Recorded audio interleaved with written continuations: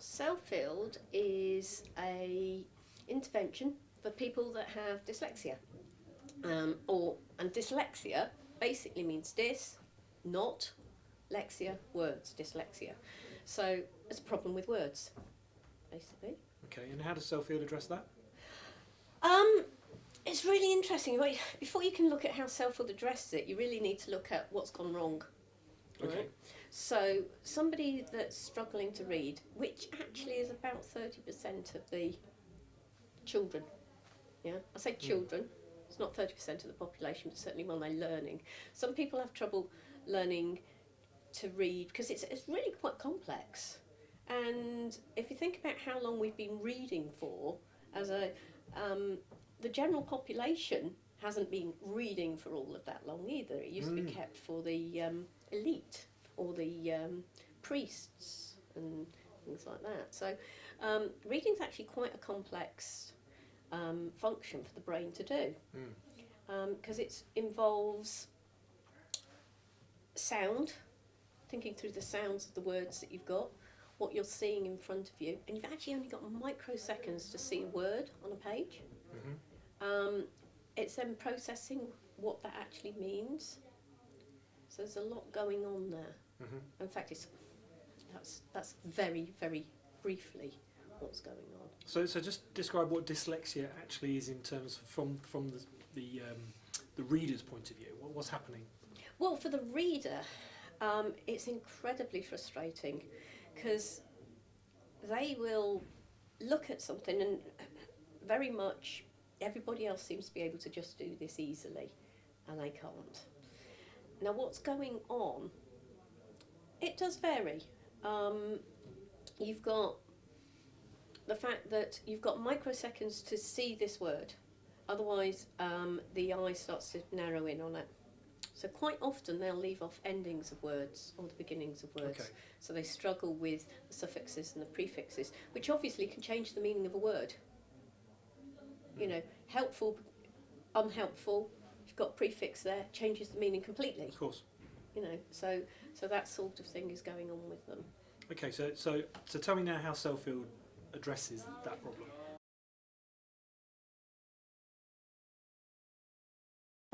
That a good reader is using three parts of the brain. Using the left-hand side of the brain, and there's three main areas. There's a part that is doing working memory, that's quite near the front, and then there's analysis at the back. There's a word analysis and a deeper level of analysis that's going on. Now, a good reader has got all of those integrated, working really well. A poor reader, when they've done brain scans, because they can see where the blood's flowing to, is doing an awful lot more of it in the working memory, and the working memory appears to be much larger. But that often means that somebody that's a poor reader is forgetting things. And this may not just be in reading, it may be that they forget things normally. Like you might say to them, "Oh, go in the other room and can you grab this, that and the other?" And they'll come back and they'll say, "Hang on, what am I getting?" Or they'll come back with the first thing or the last thing, more likely, to be honest. Okay. And they'll forget the other two things. So they're overusing the working memory. Okay. Because it's not sending the message all the way back to the where it gets analysed. Now, the working memory is needed to be able to figure out what you're going to do next. Yeah? So if they're overusing that part, it's just not integrated properly. Now, what Cellfield does very cleverly, using quite a new field of science, which is neuroplasticity. Now, I don't want to get into all of the science. I'm an educationalist, and you know, there's parts that definitely I don't understand how my car engine works. Never mind all of that. But what I do know is what I see, and I've seen the results, and that's amazing. So what Cellfield does is it has a way of synchronising these parts of the brain. Okay. So it's using the neuroplasticity and computer science that they've developed. So you've got headphones on, there's this computer screen, using a mouse to move things. So they're getting the sounds in through the headphones, and they've elongated the words by microseconds. Okay. But they've elongated the words, and by the end of the 10th session, the words are back to normal speed. So that what the person's seeing on the screen, the sound's getting there more in line with the time, because that's what was going on. There's a mismatch. There's a misalignment. There's a misalignment, And they're bringing back in, they're recalibrating the alignment. Yeah. Okay. Yeah. Basically. I mean, and it's not just that. There's actually part of one things that we've got a misalignment going on, or can have, not in all cases, but sometimes people will complain about words jumping on a page. Yes. We have an optician involved as well. Okay, they do a test at the beginning and, if necessary, a test at the end. And what they're looking for is an instability and fixation issues, which aren't part of a normal eye test. They can only do it with some specific equipment, so it has to be a specialist optician that we've got. And really, one eye's focusing, say, there, and this eye is focusing here. And they're trying to sort themselves out, so it's jumping, right? Yeah. And by doing this test, we identify if that's going on. And if it is, we have different glasses that they wear for different exercises, which really is making the weaker eye work. Yeah. So for certain exercises, so it'll be exercising one eye slightly more than the other. And it is hard work. The actual thing for the brain, I mean, we make sure people have got a drink whilst they're doing the exercises. I mean, it only lasts an hour each session, but they need to keep the brain hydrated properly. And the body's working overtime to same as if you were doing a workout at the gym. Yeah. Basically, but we're doing it for the brain. Right. And it's been figured out so much that it particularly targets the areas of the brain that are needed for reading. Having said that, there's been all sorts of other reports from parents and adults as well who've done this, because it's not just for children, but with regards to how the other benefits that have come from it, like the child's much calmer, they're less frustrated, they believe they can do something now. Yeah, confidence, Confidence, absolutely. And all of those, I mean, those are some of the worst aspects of confidence, feeling that they're stupid and things like that. So they come to you and they say, well, I can't do this, I'm stupid. And they truly believe that because that's what they've been hearing. And it's not the case. All it is that their brain is not processing the words efficiently. Yeah? And because it's not efficient about it, it's not giving them enough time, because it's inefficiently getting to where it needs to be. It's not giving them enough time to then come back with an answer. And quite often, of course, you know, you're going through school and the teacher's waiting for them to answer a question and they can't access it. Now, I've had a terrible cold for the last couple of weeks and my brain's not been working properly. I've struggled to remember things because I'm not as efficient as usual, because my body's they're like this all the time. Yeah. And it must be horrendously Overcompensating constantly. Yeah. So what are some of the, in terms of results, because I know you've told me about some of the results, and the speed of the results has been phenomenal. Yeah. So tell me about that. Right, well, basically what we do is we'll do an assessment at the beginning. These are using internationally known tests. And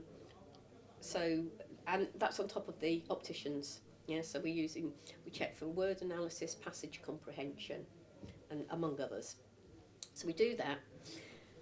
The sessions then take about an hour over the course of 2 weeks. So 10 sessions over the course of 2 weeks, usually 5 a week, another 5. And then after that, we'll do the same tests again. Yeah, different version of the same tests.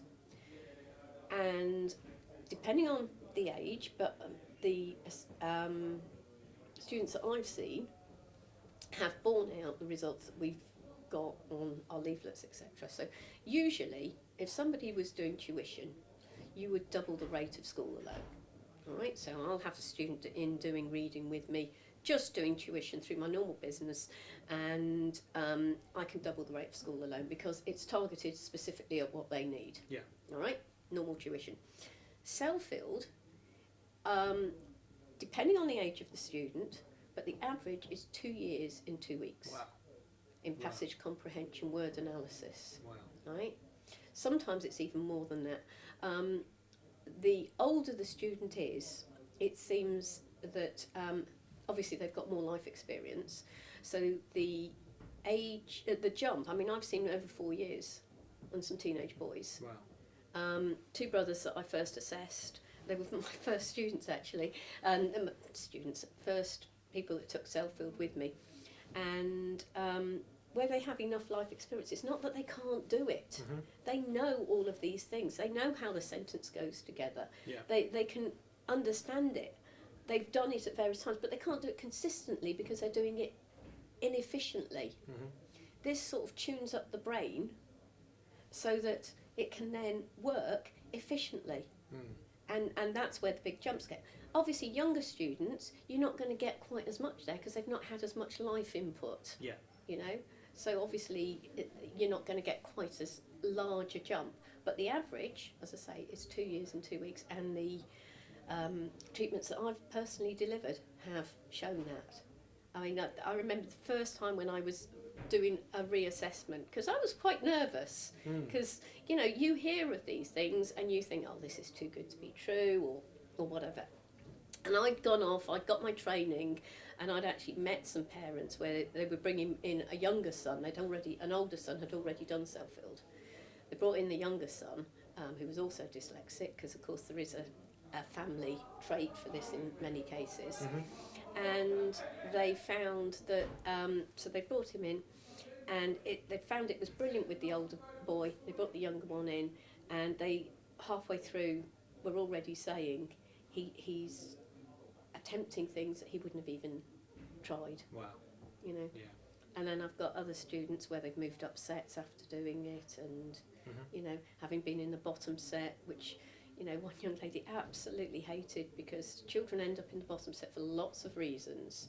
Many times it's because you know, there's something not right there, but the nature of being in the bottom set is you're mixed with all sorts of other children who are frustrated about learning. Mm-hmm. So it actually has a knock-on effect, a very negative knock-on effect as Yeah.